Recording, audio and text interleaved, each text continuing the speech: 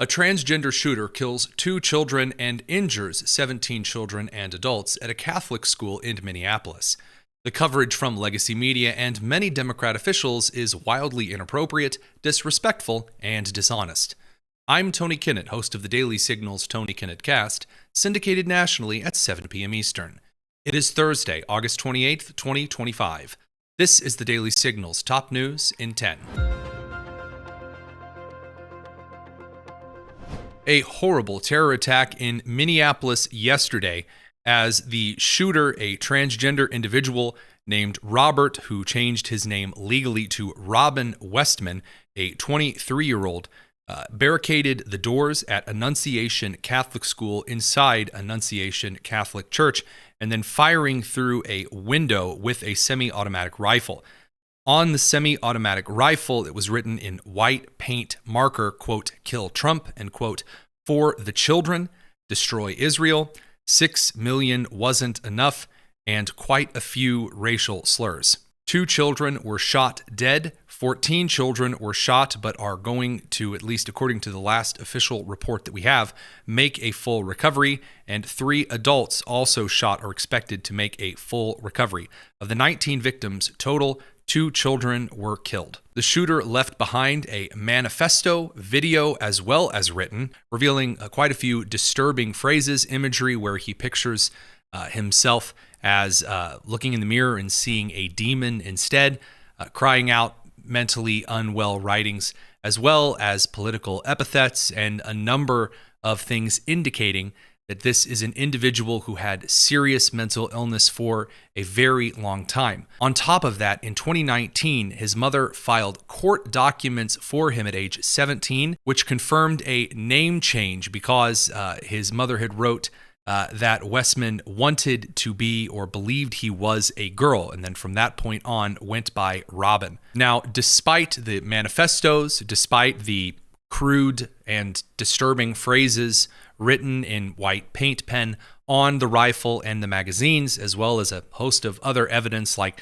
a recent trend of transgender shootings in primarily Christian settings and at Christian targets, the chief of police for Minneapolis, Police Chief Brian O'Hara, stated after press asked questions that there was no answer yet as to a potential motive. This was echoed on legacy media throughout the day.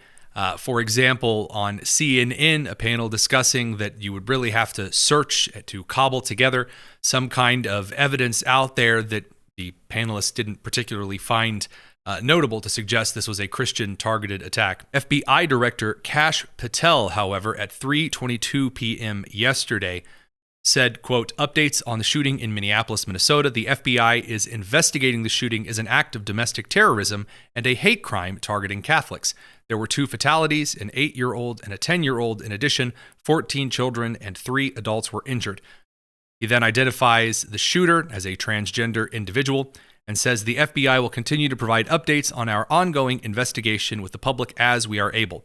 His original post encouraged the public to keep the victims, civilians, and law enforcement in their prayers. That was echoed by the President of the United States and the Vice President as well. President Trump also ordered the flags at the White House and other federal buildings to be flown at half-staff in honor of the victims in the Minneapolis shooting. As with the Tony Kinnett Cast yesterday, I am going to refrain, as well as my team, from posting specific details and video footage of the shooter and what he wanted to get out there. I don't feel as though that's my place, and while we'll try to provide all of the information as we are able to, there are some things that I am not willing to publicize, including the crazy rants from the sketches of a very mentally unwell individual who was encouraged in what is a mentally ill way of being due to a popular fad on the left for a moral high ground. This particular moral high ground, at least as it's so called, made itself very present yesterday in both the coverage from legacy media outlets, for example, from ABC News, CNN, MSNBC, even Trey Gowdy over on Fox News, as well as from many Democrat officials. Some Democrat officials, for example, Ilhan Omar, was one of the individuals who actually gave quite a decent statement despite some previous complaints about her response in prior tragedies. She wrote yesterday, "I am beyond heartbroken over the tragic news of the shooting at Annunciation Catholic School in Minneapolis. Praying for all the families impacted by this horrific tragedy. I will continue to closely monitor the situation and provide updates." Other Democrats, however, took this as an opportunity to suggest that this was all about the gun violence, even going as far, not just as Chuck Schumer and Hakeem Jeffries, the Senate Minority Leader and the House Minority Leader, did, to blame the gun violence, but California Governor Gavin Newsom suggested that it is Republicans' fault for doing, quote, "nothing while our kids are being gunned down.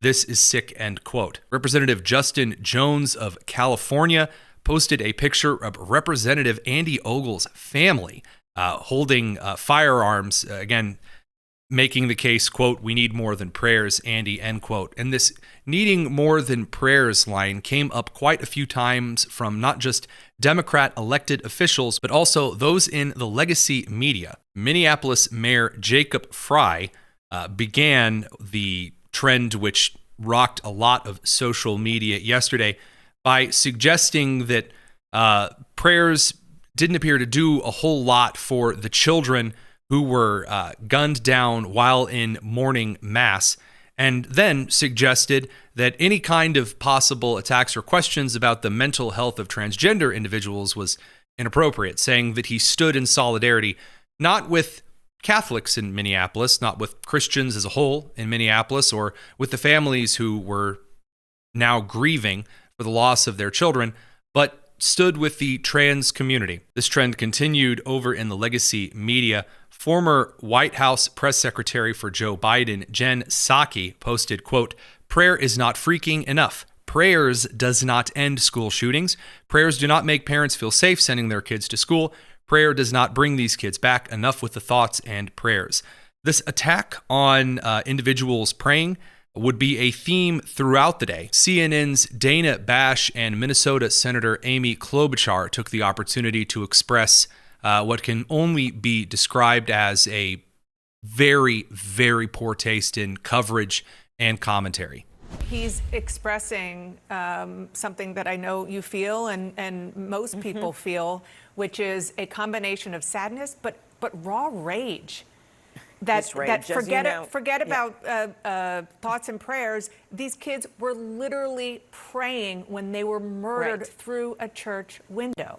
It's unbelievable. And just, Jacob, the mayor, and his wife Sarah just had a second baby. So I know he knows this just gutturally of how this feels. And then there was just downright incompetent or malicious journalism on the part of, for example, ABC News, whose reporter suggested that there were several things the police had recovered, but carefully chose not to say that the text on the gun was "Kill Trump," but that instead Donald Trump's name was just on the gun itself, suggesting as though it perhaps might be a praiseworthy thing. There are also photos of the weapons, and they include all sorts of writings, the names of past mass shooters, criticism of Israel, the name of President Trump written on the guns.